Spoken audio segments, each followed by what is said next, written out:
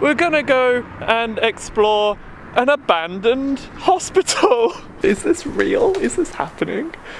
This is some Doctor Who shit right here. This is scary as fuck.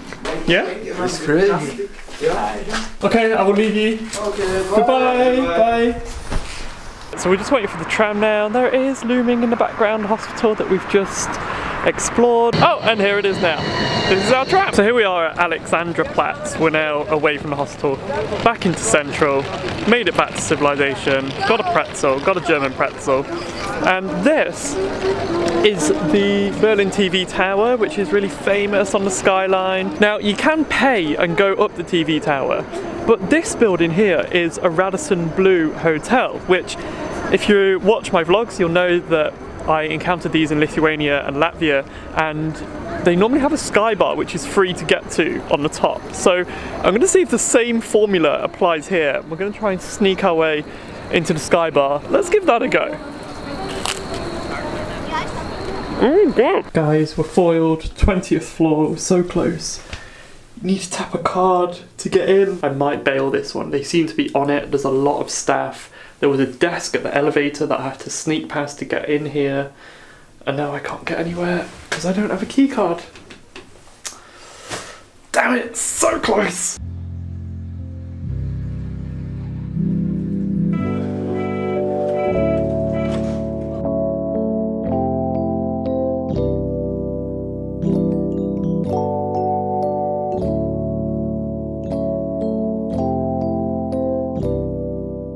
This complex here is called the Topography of Terror, and what used to be here was loads of really old buildings. And during the Nazi Party regimes, they used all the old buildings, all the classical buildings here, as bases for things like the SS and the secret police and all these Nazi Party bodies. Now, all those buildings have been destroyed and it's been replaced by this grey building here, which I've been into. It's a brilliant record of the events, of the terrible things that happened and operated from here. So this would have been where Himmler came to work, and this would have been where all the concentration camps were planned out and all the logistics for that side of things happened. So really brilliant to have everything documented here, a really clear track of the events that happened. And also along the back here is a piece of the Berlin Wall.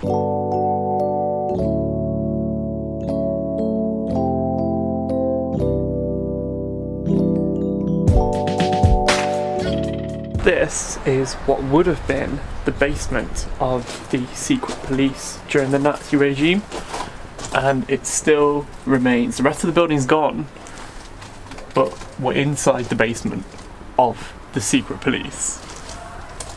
This kind of history that you can interact with is amazing.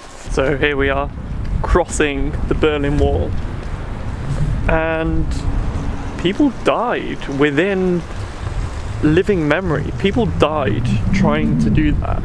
It's absolutely incredible, and it just astounds me how recently some of the terrible events in Berlin, which involved the whole world, happened. This was really recently. This is kind of nice that you've got the Berlin Wall, and then right next to it you've got this pretty blue bear with a map of Europe, a nice sign of unity, and also all of our flags side by side. Got the Baltics here, Germany, Belgium, Netherlands, us. So are we gonna, someone's already, I was gonna say, are we gonna get scraped off here? Someone's already started to scratch off the British flag, so great. Just across the road from the Topography of Terror, just over there, there's a segment of the wall that you can get a little bit closer to. So here it is. It's not actually that tall. In my head I pictured it to be much, much taller. You could actually maybe have a run at this and get yourself up, but of course it was heavily guarded. Still very, very imposing to stand next to.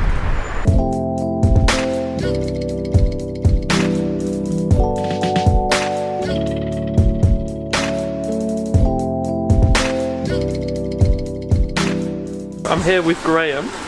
from Scotland, who I've just met in a currywurst shop. So we're here at Currywurst on the Wall. I've just ordered currywurst and chips and mayonnaise because when in Europe, you've demolished yours already. You've had the meat one, I've had the vegan one. Is it your first one? It is, yeah, it is actually. It was good. So it's like a sausage with a curry sauce slash ketchup type thing. What was your experience of your first currywurst? I think it was good. I think there was a lot of hype about it, so it was pretty tough to kind of live up to it. Yeah. So people are like, oh, Berlin, you've got to have currywurst. Yeah. I know, it was alright. It's got like a curry powder, chili seeds, some onions, and this sauce, people describe it as like a curry sauce, but it's definitely, I was picturing, you know, like fish and chip shop curry sauce. Yeah. It's more like a ketchup, isn't it? Definitely. All you're left with is a sad plate of ketchup.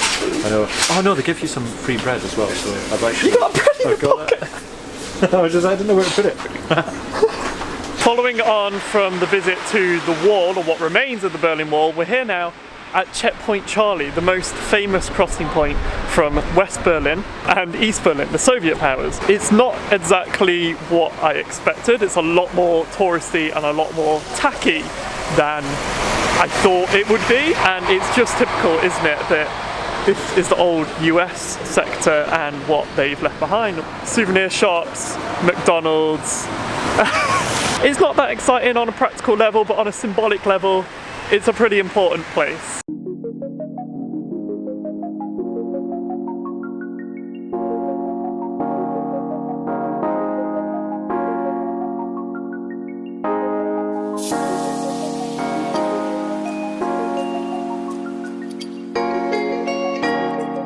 This is quite haunting. Behind me is the outlines of a church that was built in the 1730s, and the church was damaged during the Second World War. And one thing that never really occurs to me is when we talk about the Second World War and the bombings and the damage, we often, in the UK obviously, we think of London and the German bombs that damaged London. We never really, it never really occurred to me the damage that we did, that the British did. This church was demolished eventually by the East German government, the Soviet government. The communists, not really into this sort of thing, demolished the entire thing, and now what stands is a recreated outline of the church.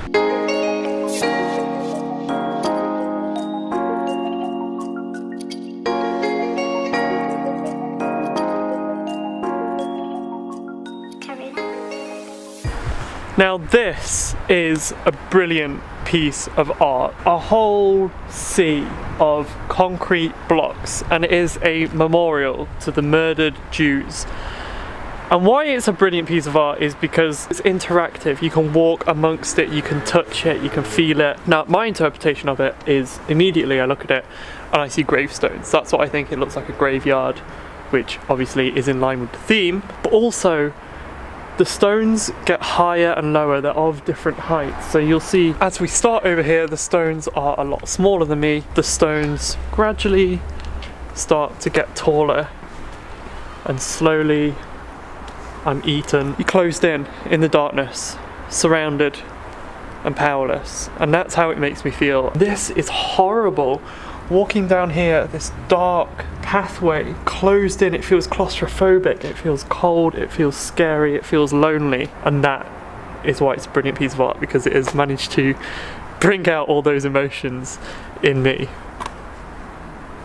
This behind me is the Brandenburg Gate, and what can I say about it? If London has the Big Ben, Berlin has the gate. This is the landmark. Amazingly impressive, huge, old, just pretty all-round brilliant, pretty impressive to see. I mean, you've got to, haven't you, when you're in Berlin? You've got to, really. That is Berlin all wrapped up for this video. I hope you have enjoyed it. Welcome back if you are a regular viewer of the vlog and you watch series 1, and welcome along if you're a new viewer. I hope you liked it and I hope you stick around. It's freezing cold here in Berlin, but I am just so glad to be back on the road and filming again. So thanks for watching, and I'll see you in the next video.